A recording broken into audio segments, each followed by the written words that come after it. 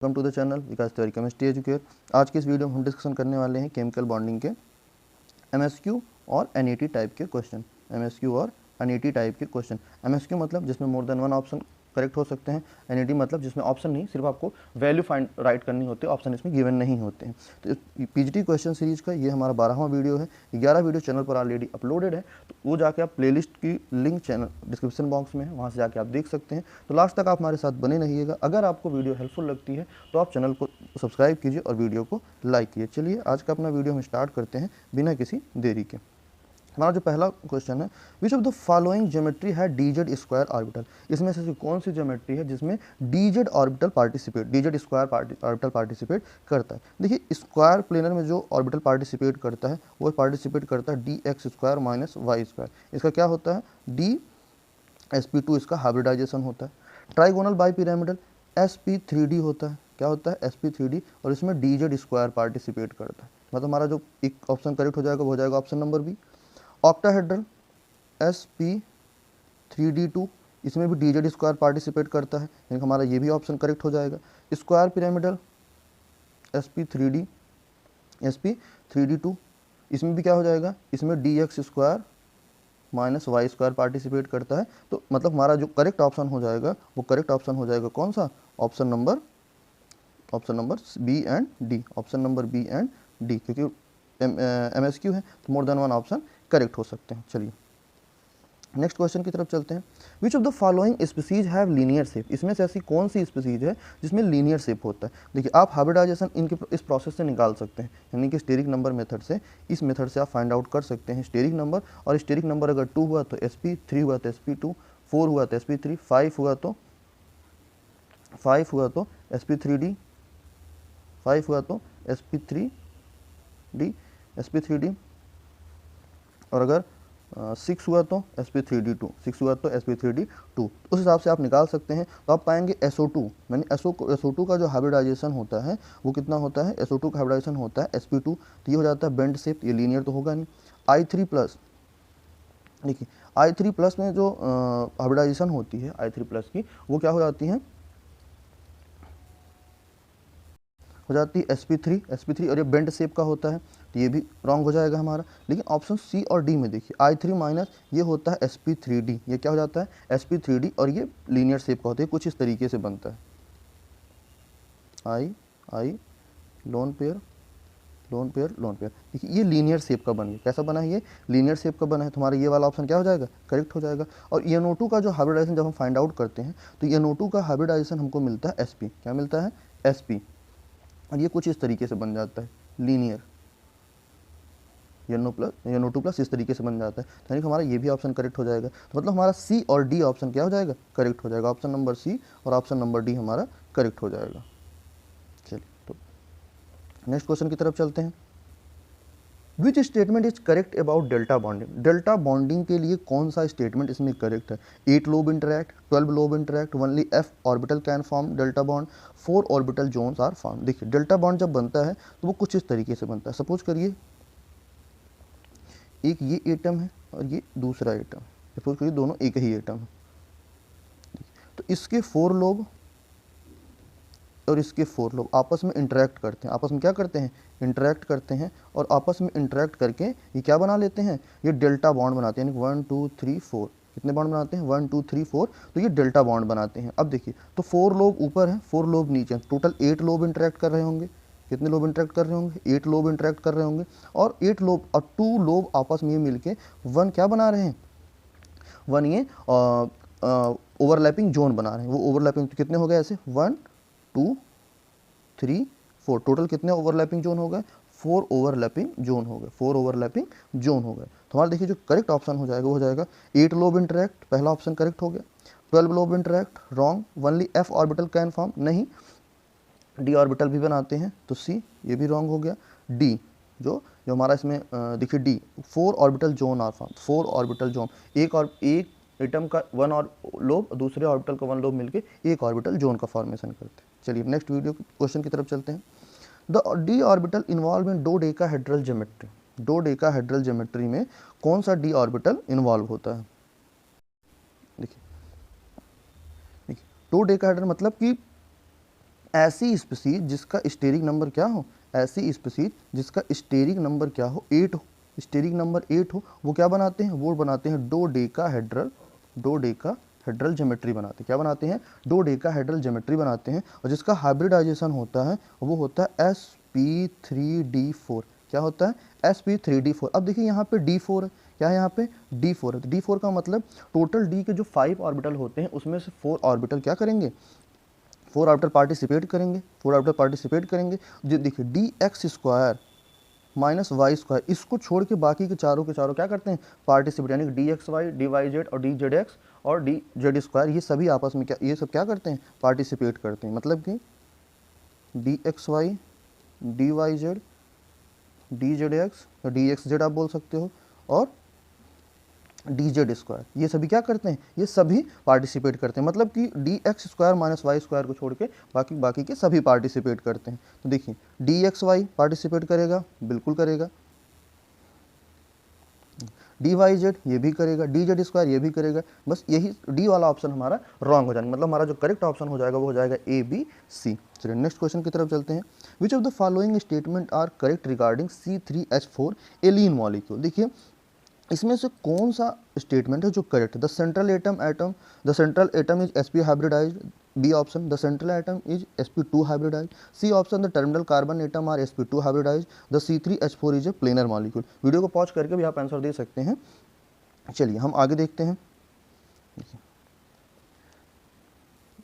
एलीन अगर हम बनाए तो एलीन कुछ इस तरीके से बनता है, एलीन कुछ इस तरीके से बनता है, C double bond C double bond C, hydrogen एक तरफ का हाइड्रोजन प्लेन में होता है और ये क्या होता है, एबव द प्लेन में होता है, और ये बिलो द प्लेन में होता है, और ये बिलो द प्लेन में होता है। ठीक, तो अगर इसका हाइब्रिडाइजेशन हम चेक करें सेंट्रल कार्बन एटम का, तो ये क्या होता है, sp होता है, ये क्या होता है, sp होता है, और ये क्या होता है, sp2 होता है, और ये भी क्या होता है, sp2 होता है, ये भी क्या होता है, sp2 होता है। तो अब देखिए इसका मतलब ये है कि ये वाला जिस प्लेन में होगा ये उसके परपेंडिकुलर होगा, यानी कि ये जिस प्लेन में होगा दूसरा उसके क्या होगा, परपेंडिकुलर होगा। तो करेक्ट ऑप्शन अपना चेक कर लेते हैं। The central atom is sp hybridise, देखिए ये sp हाइब्रिडाइज है, तो पहला ऑप्शन तो हमारा करेक्ट हो गया। The central atom is sp2 hybridise, ये हमारा रॉन्ग हो गया। The terminal carbon atom are sp2 hybridise, ये करेक्ट ऑप्शन। देखिए टर्मिनल पे ये दोनों sp2 हैं, ये दोनों क्या है, sp2 हैं। द C3H4 इज प्लेनर, नहीं ये प्लेनर नहीं होता, ये एक तरफ देखिए इधर क्या है, ये तो प्लेन में है लेकिन ये इसकी क्या है, परपेंडिकुलर, ये एबव द प्लेन है, मतलब ये प्लेन के बाहर की तरफ होता है, तो ये एबव द प्लेन है, यानी एक दूसरे क्या होते हैं, परपेंडिकुलर होते हैं। तो ये हमारा रॉन्ग हो जाएगा। तो हमारा जो करेक्ट ऑप्शन हो जाएगा वो हो जाएगा ए और सी ऑप्शन। नेक्स्ट क्वेश्चन की तरफ चलते हैं। The species whose hybridisation is not explained by the VSEPR theory. देखिए विस्पर थियरी डी ऑर्बिटल की किसी भी एटम का कि मॉलिक्यूल का विस्पर मतलब कि वो हाइब्रिडाइजेशन नहीं बताता है। देखिए मैग्नीज डी ऑर्बिटल का होता है और Cr ये भी डी ऑर्बिटल का होता है, बाकी जेनान और T ये होते हैं p ऑर्बिटल के। मतलब हमारा जो ए ऑप्शन और सी ऑप्शन करेक्ट हो जाएगा कि इसकी हाइब्रिडाइजेशन विस्पर थियरी नहीं बताता, इन दोनों स्पीसीज की हाइब्रिडाइजेशन विस्पर थियरी नहीं बताता। नेक्स्ट क्वेश्चन की तरफ चलते हैं। Which among the following species has no hybridisation. इसमें ऐसी कौन सी स्पीसीज है जिसमें हाइब्रिडाइजेशन नहीं होता। देखिए कल हमने अपने वीडियो में जिक्र किया था ड्रैगो मॉलिक्यूल, यानी कि जब सेंट्रल एटम 3p या उससे ऑनवर्ड मतलब 4p 5p का हो और उसके साथ हाइड्रोजन अटैच्ड हो, क्या हो, वेरी लेस इलेक्ट्रोनेगेटिव यानी हाइड्रोजन अटैच्ड हो, तब उसको हम बोलते हैं ड्रैगो मॉलिक्यूल। क्या बोलते हैं, ड्रैगो मॉलिक्यूल बोलते हैं। देखिए जो टीई होता है वो 5p का होता है, जो टीई होता है वो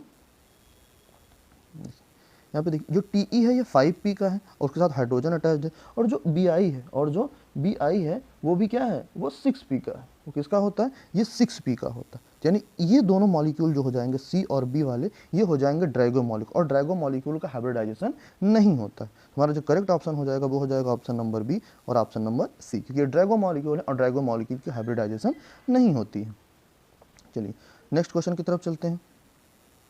what are the characteristics of Drago molecule. Drago molecule की कैरेक्टरिस्टिक क्या होती है। देखिए जो ड्रैगो मॉलिक्यूल होते हैं, ड्रैगो मॉलिक्यूल वो होते हैं जैसे कि जो उनका सेंट्रल एटम हो वो थर्ड पीरियड या उससे फोर्थ फाइव्थ इन सब का हो, उसके साथ हाइड्रोजन एटम अटैच्ड हो, तो उसी को हम ड्रैगो मॉलिक्यूल बोलते हैं। और देखिए इनका जो बॉन्ड एंगल होता है वो नियरली अबाउट कितना होता है, 90 डिग्री का होता है। नियरली अबाउट क्या होता है, bond in such molecule are very weak, bond in such molecule are very weak, जी हाँ, तो इसका जो बॉन्ड होता है वो बहुत ही क्या होता है, वीक होता है। Such molecule are strong reducing in nature, such molecule are strong reducing in nature. तो ये सही है, क्योंकि ये इनके हाइब्रिडाइजेशन नहीं होता है तो इनके बॉन्ड बहुत वीक होता है, तो इसलिए स्ट्रॉन्ग रिड्यूसिंग नेचर के होते हैं। sp3 हाइब्रिडाइजेशन, इसमें तो कोई हाइब्रिडाइजेशन ही नहीं होता। ऊपर हम देख के आ रहे हैं कि ड्रैगोमॉल का मॉलिक्यूल का कोई हाइब्रिडाइजेशन नहीं होता और इनका जो बॉन्ड एंगल होता है वो नियरली 90 डिग्री का होता है, लेकिन इसमें ग्रेटर दिया है, यानी ये भी इनकरेक्ट हो जाएगा। तो हमारा जो करेक्ट ऑप्शन हो जाएगा वो हो जाएगा 8 का ऑप्शन नंबर ए और ऑप्शन नंबर बी। चलिए नेक्स्ट क्वेश्चन की तरफ चलते हैं। Which of the following statement correct? Which of the following statement correct about XEF5 minus? देखिए XEF5 माइनस जब हाइब्रिडाइजेशन निकालते हैं तो वो आ जाता है sp3d3, क्योंकि इसका स्टेरिक नंबर कितना होता है, इसका स्टेरिक नंबर आ जाता है 7। कितना स्टेरिक नंबर आ जाता है, 7 स्टेरिक नंबर आ जाता है। जिसका हाइब्रिडाइजेशन होता है वो sp3d3 होता है और इसका जो ज्योमेट्री बनती है वो कैसे बनती है, पेंटागोनल बाई पिरामिडल। कैसे बनती है, पेंटागोनल बाई पिरामिडल। वो कुछ इस तरीके से बनती है, वो कुछ इस तरीके से बनती है। ये बन गया पेंटागोनल बाई पिरामिडल, मतलब एक ऊपर की तरफ होता है और एक नीचे की तरफ होता है, तो बोलता है पेंटागोनल बाई पिरामिडल। कैसा इसका जो ज्योमेट्री बनती है वो बनती है पेंटागोनल बाई पिरामिडल। अब देखिए तो यहाँ पे इसमें 5 फ्लोरीन है, इसमें 5 फ्लोरीन है और 2 लोन पेयर है, तो लोन पेयर चले जाएंगे एक्जियल में। लोन पेयर कहाँ चले जाएंगे, एक्जियल में। जिसका जो शेप बचेगा वो क्या बचेगा, पेंटागोनल प्लेनर। क्या बचता है, पेंटागोनल प्लेनर। कैसा बनता है, पेंटागोनल प्लेनर। इसका जो शेप होता है वो प्लेनर होता है, जो ज्योमेट्री होती है पेंटागोनल बाई पिरामिडल होती है। चलिए ऑप्शन को देख लेते हैं। It has pentagonal bi pyramidal geometry, बिल्कुल करेक्ट है, यानी फर्स्ट ऑप्शन हमारा करेक्ट हो जाएगा। It has trigonal bi pyramidal shape, wrong. इसके ट्राइगोनल बाई पिरामिडल शेप नहीं होता, ट्राइगोनल प्लेनर होता है। It consist bond angle 72 degree, बिल्कुल इसमें 72 डिग्री का बॉन्ड एंगल होता है। देखिए ये जो बीच के बॉन्ड होते हैं FXF वाले, ये वाले बॉन्ड एंगल, ये कितने होते हैं 72। कितने होते हैं 1 2 3 4 5, कितने होते हैं टोटल 5 होते हैं। कितने होते हैं टोटल 5 होते हैं, यानी 72 डिग्री के होते हैं। कितने होते हैं ये 72 डिग्री के होते हैं। तो हमारा ये वाला जो ऑप्शन हो जाएगा सी वाला, वो भी करेक्ट हो जाएगा। इट हैज़ प्लेनर शेप, बिल्कुल इसमें प्लेनर शेप होता है। अब देखें अगर हम लोन पेयर को हटा दें, शेप में लोन पेयर को काउंट नहीं करते तो बचेगा क्या, पेंटागोनल प्लेनर, यानी इसका शेप कैसा होता है, प्लेनर होता है। शेप कैसा होता है, प्लेनर होता है। चलिए नेक्स्ट क्वेश्चन की तरफ चलते हैं। Which of the following statement about increase in S character in hybrid orbital? जब एस कैरेक्टर इंक्रीज करता है, जब एस कैरेक्टर इंक्रीज करता है तो फिर हाइब्रिड ऑर्बिटल में क्या क्या चेंजेज आते हैं। जैसे देखिए the bond angle decreases, the bond angle decrease नहीं, जब एस कैरेक्टर इंक्रीज करता है तो बॉन्ड एंगल इंक्रीज करता है। कैसे, देखिए sp2, देखिए sp का बॉन्ड एंगल कितना होता है 180, क्योंकि लीनियर होता है, और sp2 का कितना होता है 120। sp में जो s कैरेक्टर होता है वो 50% होता है, और जबकि इसमें कितना होता है 33% होता है। इसका मतलब अगर s कैरेक्टर बढ़ता है तो बॉन्ड एंगल भी क्या करता है, बॉन्ड एंगल भी साथ ही साथ इंक्रीज करता है। बॉन्ड एंगल क्या करता है, इंक्रीज करता है। तो बॉन्ड एंगल इंक्रीजेस, देखो फर्स्ट ऑप्शन हमारा रॉन्ग हो गया, बॉन्ड एंगल डिक्रीज करता है। सेकंड करेक्ट हो जाएगा bond angle decreases. Electronegativity increases, जब percentage of s character increase करता है तो बॉन्ड इलेक्ट्रोनेगेटिविटी भी इंक्रीज करती है। तुम्हारा सी ऑप्शन भी करेक्ट हो जाएगा, डी ऑप्शन रॉन्ग हो जाएगा। तुम्हारा इसमें जो करेक्ट ऑप्शन हो जाएगा वो कौन कौन से हो जाएंगे, वो हो जाएंगे ऑप्शन नंबर बी और ऑप्शन नंबर सी। चलिए नेक्स्ट क्वेश्चन की तरफ चलते हैं।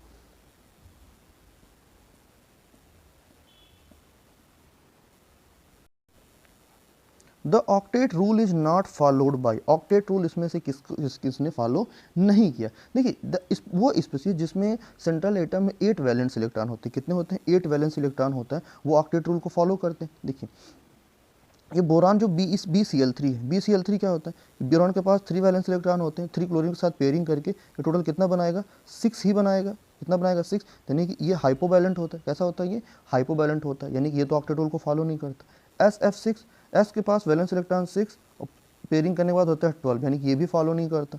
PCl3 इसके पास 5 होता है और 3Cl3 के साथ ये क्या बना लेता है, क्या बना लेता है, ये 8 बना लेता है। 5 होता है, 3 क्लोरीन के साथ जो पेयरिंग होती है तो टोटल बना लेता है कितना 8। तो इसका जो ऑक्टेट होता है वो कंप्लीट हो जाता है और ये ऑक्टेट रूल को फॉलो करता है, यानी कि हमारा ये ऑप्शन तो रॉन्ग हो गया। देखिए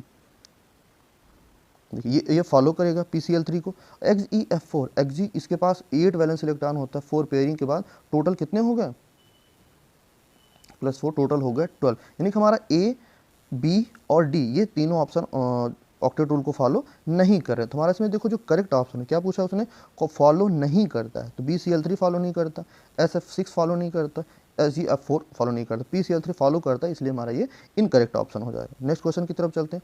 among the following which of the following species do not exist, इसमें से कौन सी ऐसी स्पीसीज है जो एग्जिस्ट ही नहीं करती। देखिए SF6 ये एग्जिस्ट करती है, sp3d2 हाइब्रिडाइजेशन होता है, ऑक्टाहेड्रल इसकी ज्योमेट्री होती है।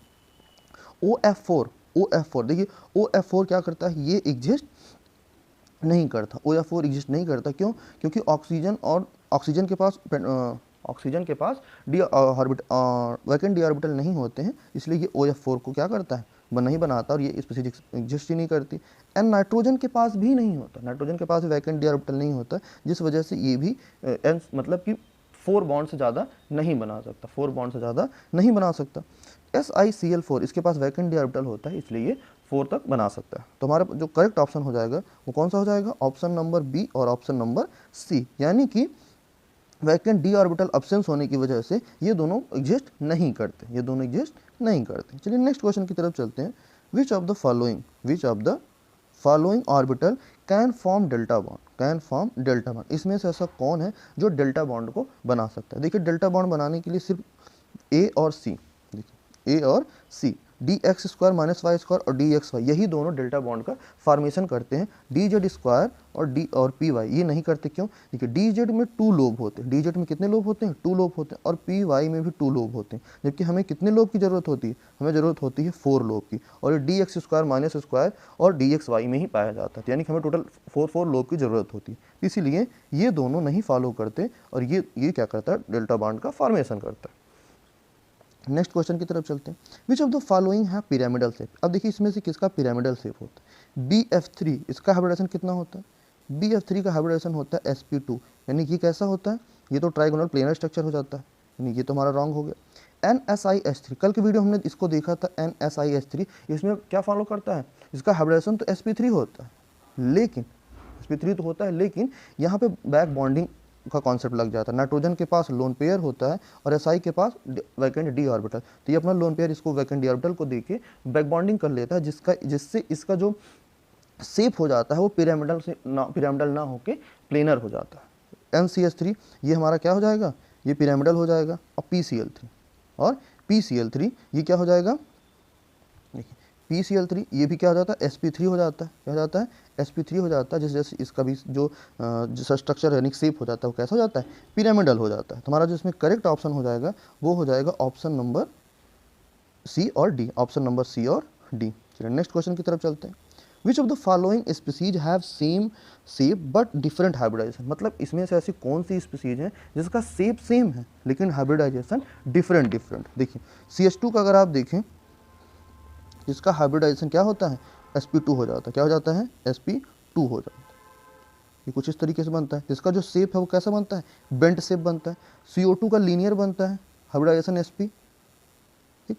H2O का कैसा बनता है, बेंट शेप बनता है, H2O कैसे बनता है, बेंट शेप बनता है, ये सब पढ़ चुके हैं पिछले वीडियो में, हाइब्रिडेशन से आप जाके निकाल भी सकते हैं, ठीक। तो यानी हमारा जो करेक्ट ऑप्शन हो जाएगा 15 में वो हो जाएगा कौन सा, ए और सी, कौन सा हो जाएगा, ए और सी। NH का अगर आप निकालें तो NH का तो ये डाइएटॉमिक है, तो ये ऐसे ही बनेगा, तो इसका कोई मतलब ये तो ऑप्शन वैसे ही रॉन्ग हो गया। तुम्हारा इसमें जो करेक्ट ऑप्शन हो जाएगा वो हो जाएगा ऑप्शन नंबर ए और ऑप्शन नंबर सी, ये दोनों के दोनों क्या हो जाएंगे, बेंट हो जाएंगे। देखिए हम आप हाइब्रिडाइजेशन नहीं फाइंड आउट हर चीज़ को निकाल रहे हैं, क्योंकि हम बहुत सारे क्वेश्चन हाइब्रिडाइजेशन पे कर चुके हैं, और पीछे स्टेरिक नंबर मेथड का हमने फार्मूला बताया, तो वहाँ से आप इसको सॉल्व कर सकते हैं। 16th क्वेश्चन देख लेते हैं। Which of the following statement is correct about the bonding molecular orbital. देखिए बॉन्डिंग मॉलिकुलर ऑर्बिटल के बारे में ये MOT का क्वेश्चन है। बॉन्डिंग ऑर्बिटल मॉलिकुलर ऑर्बिटल के लिए कौन सा स्टेटमेंट इसमें correct. Bonding orbital are formed when lobe of the combining atomic orbital have shape sign. देखिए जब, देखिए ये पॉजिटिव निगेटिव, देखिए जब सेम साइन आपस में, देखिए जब सेम साइन आपस में इंटरेक्ट करते हैं तब वहाँ पे बॉन्डिंग का फॉर्मेशन कैसा होता है, बॉन्डिंग का फॉर्मेशन होता है। लेकिन जब डिफरेंट डिफरेंट लोब्स आपस में इंटरेक्ट करते हैं, तब वहाँ पे एंटी बॉन्डिंग का फॉर्मेशन होता है। यानी कि बॉन्डिंग के लिए हमें किसकी ज़रूरत होती है? बॉन्डिंग के लिए हमको ज़रूरत होती है कि सेम फेज आपस में इंटरेक्ट करें, जिससे बॉन्डिंग का फॉर्मेशन हो जाता है। आपसे क्वेश्चन में किसके बारे में पूछा है? क्वेश्चन आपसे पूछा है बॉन्डिंग मॉलिक्यूलर ऑर्बिटल के बारे में। तो सेम साइन जब आपस में इंटरेक्ट होंगे तो क्या बनाएंगे? बॉन्डिंग बनाएंगे। तो आपका जो ए वाला ऑप्शन है वो करेक्ट है। Bonding orbital poses high energy, देखिए high energy then atomic orbital from which they are found. ये देखिए रॉन्ग है, क्योंकि जब आप बनाते हो, देखिए ये एटॉमिक ऑर्बिटल हो गए, नीचे आप बनाते हो बॉन्डिंग को और ऊपर आप बनाते हो एंटी बॉन्डिंग की। तो एनर्जी में जो एटॉमिक ऑर्बिटल होते हैं वो बॉन्डिंग मॉलिक्यूलर ऑर्बिटल से ज़्यादा होते हैं। यानी आप ऐसा कह सकते हैं कि जो बॉन्डिंग मॉलिक्यूलर ऑर्बिटल होते हैं उनकी जो एनर्जी होती है, जिस एटॉमिक ऑर्बिटल से वो बने हैं उनकी एनर्जी से वो लो होती है। यानी कि हमारा बी वाला ऑप्शन भी क्या हो जाएगा? करेक्ट हो जाएगा। बी वाला ऑप्शन क्या हो जाएगा? करेक्ट हो जाएगा। Bonding orbital are found when the lobes of combining atomic orbital opposite sign से एंटी बॉन्डिंग बनता है। ये हमारा रॉन्ग हो जाएगा। Bonding orbital possess low energy, sorry ये ऊपर का ये गलत हो गया। बॉन्डिंग ऑर्बिटल हाई एनर्जी नहीं, वो लो एनर्जी होता है। बी ऑप्शन नहीं होगा। Bonding orbital possess low energy than the atomic orbital from which they are found. Bonding orbital भी हमने बताया कि नीचे होता है तो उसकी एनर्जी लो होती है। हमारा जो करेक्ट ऑप्शन हो जाएगा वो कौन सा हो जाएगा? ऑप्शन नंबर ए और ऑप्शन नंबर डी। कौन सा हो जाएगा? ऑप्शन नंबर ए और ऑप्शन नंबर डी। चलिए नेक्स्ट क्वेश्चन की तरफ चलते हैं।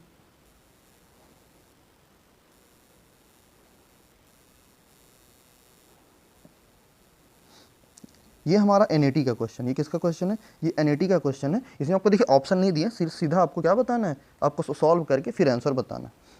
Number of pi bond present in the quadrupole bond. Quadrupole bond में नंबर ऑफ पाई बॉन्ड कितने होते हैं? देखिए जब भी कोई क्वाड्रुपोल बॉन्ड होता है, देखिए अगर इसके बीच में 4 बॉन्ड बने तो इसको बोलते हैं क्वाड्रुपोल बॉन्ड। तो इसमें 1 सिग्मा होता है, 2 पाई होता है और 1 डेल्टा होता है। क्या होता है? 1 डेल्टा होता है। तो इसमें हमारा जो नंबर ऑफ पाई बॉन्ड कितने हो गए? 2 हो गए। तो नंबर ऑफ पाई बॉन्ड कितने हो गए? 2। तो इसमें हमारा जो करेक्ट ऑप्शन है वो क्या हो जाएगा? मतलब जो हमारा आंसर हो जाएगा वो हो जाएगा 2। देखिए how many 72 degree bond angle are present in pentagonal bipyramidal. अभी पीछे के क्वेश्चन में हम पढ़ के आ रहे हैं कि पेंटागोनल बाईपिरामिडल में कितने 72 डिग्री के बॉन्ड एंगल होते हैं? तो वो कितने होते हैं? ये ऊपर एक्सियल पोजीशन के होते हैं, तो ये कितने होते हैं? 72 डिग्री का होता है। ऐसे होते कितने होते हैं? 5 होते हैं। कितने होते हैं? 5 होते हैं। तो इसमें हमारा जो करेक्ट ऑप्शन हो जाएगा, करेक्ट आंसर हो जाएगा, सॉरी, वो हो जाएगा 5। The number of symmetry element for CH4 geometry. देखिए CH4 का जो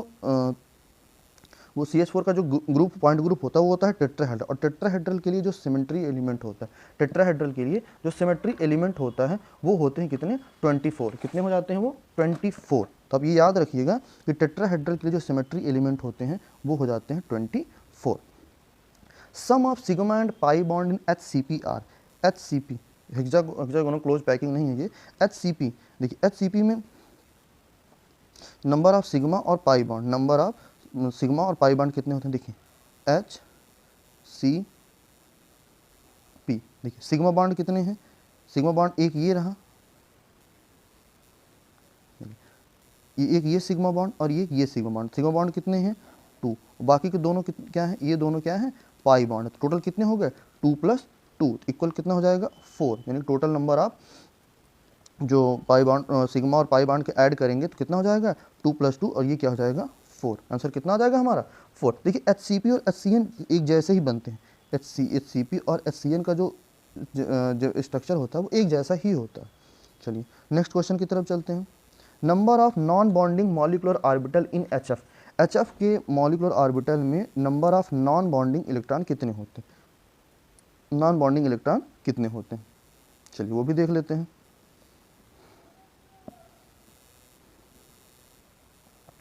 देखिए ये HF का क्या है? मॉलिक्यूलर ऑर्बिटल डायग्राम है। ये क्या है? HF का मॉलिक्यूलर ऑर्बिटल डायग्राम है। तो इसमें आप देखिए ये जो है 2px और 2py, ये क्या है? ये नॉन बॉन्डिंग। ये क्या है? Non bonding. यानी कि 2px और 2py ये क्या है? Non bonding. और ये 2s ये क्या है? ये भी नॉन बॉन्डिंग है। यानी कि 2s 2px और 2py ये क्या है? Non bonding. टोटल कितने इलेक्ट्रॉन हो गए? 2 4 2 6। देखिए क्योंकि हाइड्रोजन, देखिए हाइड्रोजन में एक ही इलेक्ट्रॉन है, और ये 2s वाला इसका नॉन बॉन्डिंग बच जाएगा, 1s वाले ही पार्टिसिपेट करेंगे सिर्फ। तो total number of non bonding electron कितने बच गए? 6। कितने बच गए? देखिए फिर से देख लेते हैं। 2 4 to 6, टोटल आंसर कितना आ जाएगा हमारा, तो आंसर आ जाएगा 6। उसमें पूछा क्या आपसे, नॉन बॉन्डिंग मॉलिकुलर ऑर्बिटल पूछा है, तो नॉन बॉन्डिंग मॉलिकुलर ऑर्बिटल कौन कौन से हैं, 2s 2px और 2py।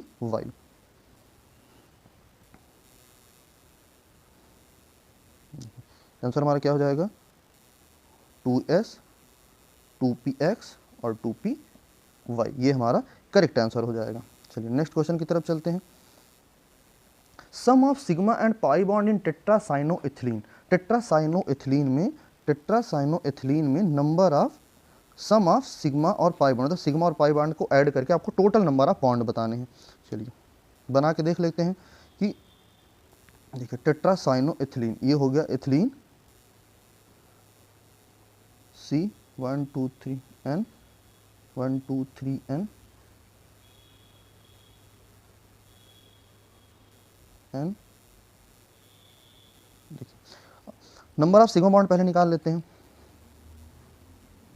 देखिए 1 सिग्मा बॉन्ड, 2 सिग्मा बॉन्ड, 3 4 5 6 7 8 9, तो सिग्मा बॉन्ड कितने हैं, सिग्मा बॉन्ड है 9, सिग्मा बॉन्ड कितने हैं 9। पाई बॉन्ड निकाल लेते हैं, पाई बॉन्ड 1 2 3 4 5 6 7 8 9, पाई बॉन्ड कितने हैं 9, पाई बॉन्ड भी 9 है, तो 9 + 9 इक्वल टू कितने आ गए, 18 आ गए। तो टेट्रासाइनोइथिलीन में जो टोटल नंबर ऑफ सिग्मा और पाई बॉन्ड है वो 9 9 है, यानी उनका जो सम हो जाएगा वो सम क्या हो जाएगा, सम हो जाएगा 18, सम कितना हो जाएगा 18।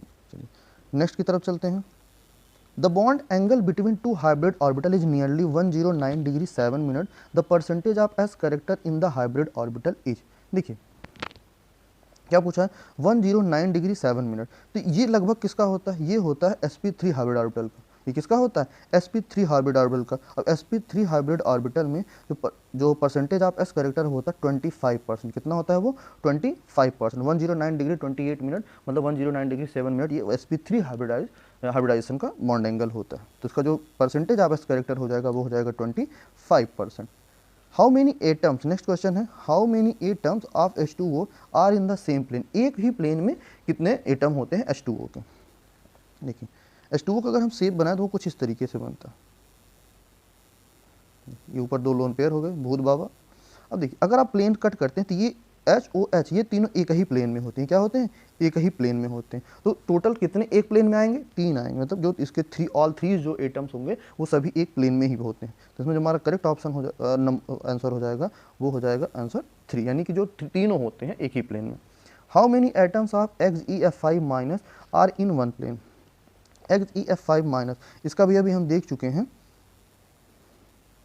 इसका भी अभी हम देख चुके हैं कि XeF5- इसका जो हाइब्रिडाइजेशन होता है वो क्या होता है sp3d3 होता है, पेंटागोनल बाइपिरामिडल इसका क्या बनता है, पेंटागोनल बाइपिरामिडल इसकी ज्योमेट्री बनती है, और जिसमें इसके पास 5 बॉन्ड पेयर होते हैं और 2 लोन पेयर होते हैं। Xe निकाल रहे हैं XeF5- का, तो इसके पास कितना होते हैं 5 बॉन्ड पेयर 2 लोन पेयर होते हैं, पीछे हम इसका फाइंड आउट करके आ चुके हैं, तो इसलिए हम डायरेक्ट आपको स्ट्रक्चर बताते हैं।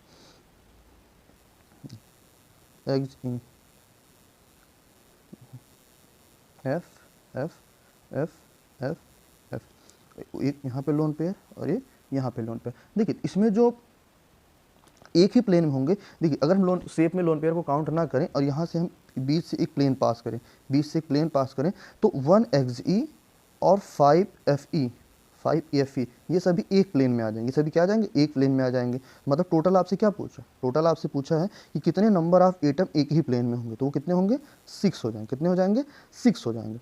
The bond angle present in XeF5- geometry, इसमें बॉन्ड एंगल कितना होता है, देखिए इसमें जो बॉन्ड एंगल होता है, देखिए ये जो लोन पेयर होते हैं ये 90 डिग्री पे होते हैं, लोन पेयर कितने पे होते हैं 90 डिग्री पे होते हैं, और ये जो FF होता है ये 72 डिग्री पे होते हैं, ये क्या होते हैं 72 डिग्री, मतलब इसमें जो बॉन्ड एंगल पाया जाता है वो 90 डिग्री और 72 डिग्री का पाया जाता है, क्या पाया जाता है 90 डिग्री और 72 डिग्री का पाया जाता है, 90 डिग्री और 72 डिग्री का पाया जाता है। चलिए According to the molecular orbital diagram, the sum of bond order and number of pi bond in O2 molecule, देखिए इसमें आपसे पूछना क्या चाह रहा है, इसमें आपसे पूछना चाह रहा है कि molecular sum of bond order और पाई बॉन्ड O2 मॉलिक्यूल में कितने होते हैं। देखिए बॉन्ड ऑर्डर का हम ट्रिक भी देख चुके हैं। O2 में कितने टोटल इलेक्ट्रॉन होते हैं 16, तो इसका बॉन्ड ऑर्डर हो जाता है 2। बॉन्ड ऑर्डर कितना हो जाता है 2। तो अगर हम इसको ऑक्सीजन को बना दिए कुछ इस तरीके से बनता है, कुछ इस तरीके से बनता है। यानी कि हम इसमें क्या पूछा है आपसे, नंबर ऑफ पाई बॉन्ड, तो इसमें पाई बॉन्ड कितने हैं 1 पाई बॉन्ड है। तो बॉन्ड ऑर्डर 2 और 1 पाई बॉन्ड, इनको जब आप ऐड करोगे तो आंसर आ जाएगा 3। आंसर क्या आ जाएगा, आंसर आपका आ जाएगा 3। ये बहुत ही सिंपल क्वेश्चन है, आप इसको बड़ी ही आसानी के साथ कर सकते हैं। देखिए, the number of molecules having zero dipole moment and linear shape. देखिए लीनियर शेप की बात करें तो सबसे पहले H2O आप कट कर देंगे, क्योंकि ये बेंड शेप का होता है, बहुत पहले से पढ़ते आ रहे हैं।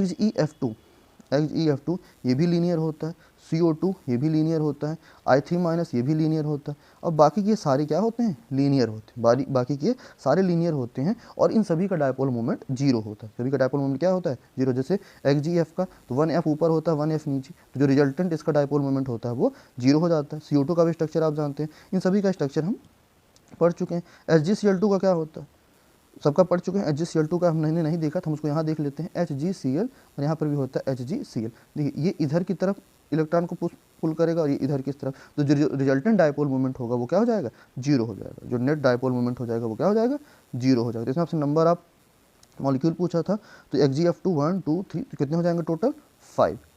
H2O को छोड़ के बाकी के सभी क्या होंगे, बाकी के सभी लीनियर स्ट्रक्चर के होंगे और जीरो डायपोल मोमेंट के होंगे। नेक्स्ट क्वेश्चन की तरफ चलते हैं। Bond angle of HBiH in BH3 molecule. देखिए BiH3, देखो Bi जो होता है, ये Bi क्या होता है, ये 6p का होता है H3, ये एक ड्रैगो मॉलिक्यूल, और ड्रैगो मॉलिक्यूल का बॉन्ड एंगल कितना होता है 90 डिग्री होता है। क्या होता है 90 डिग्री होता है। तो फोर्थ आज का अपना लास्ट क्वेश्चन देखते हैं। The maximum number of atom that lie in same plane in PCl5।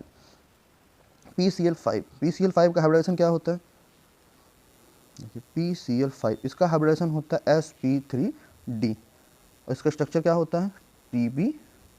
देखिए बना लेते हैं, पांचों के पांचों बॉन्ड पेयर हैं, इसका स्टेरिक नंबर 5 आता है। देखिए